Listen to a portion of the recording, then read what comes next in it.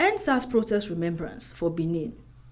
October 2020 last year, Ogbonge youths come up from their houses nationwide to protest for the country.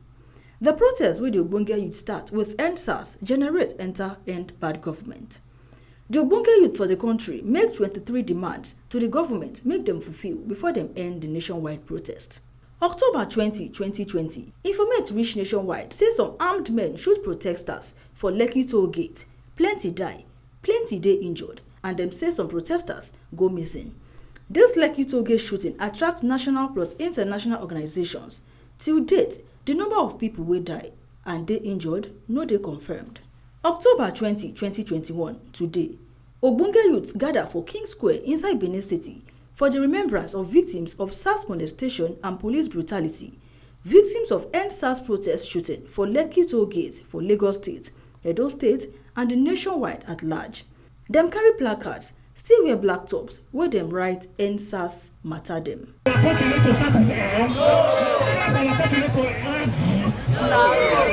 Oimai Stephen, wey be victim of EndSARS protest, yarn wetin happen to am during the EndSARS protest last year.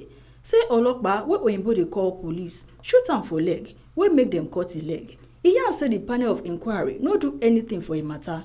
He say they beg the government make them come assist am for job matter and money.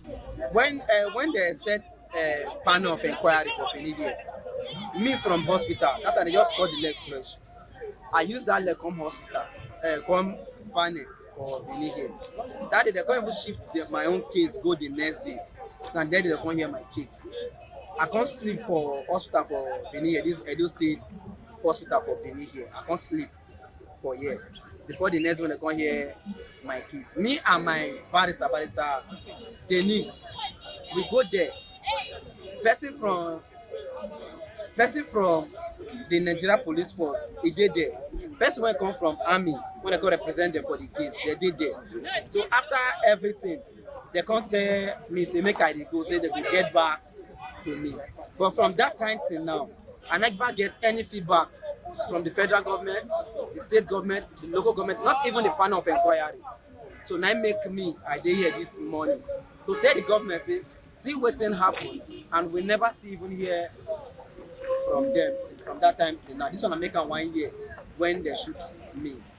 Another EndSARS protest victim, Miracle, yarn say police shoot am for labs for Ekpoma, where he join body with the fellow protesters, agitate for better governance. He say they beg the government make them help am for treatment. Yes.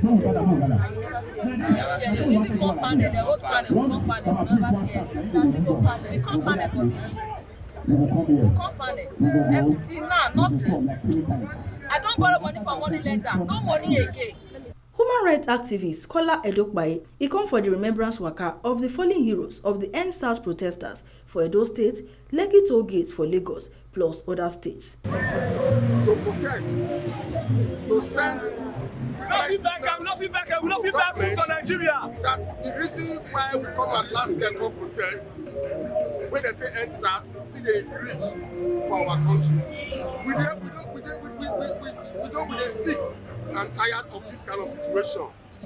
Just about a few days ago, we heard our police taking one young man 48 and 24 hours to his sister marriage. He come all the way from abroad, go outside the state, go and attend marriage, and then police kill him.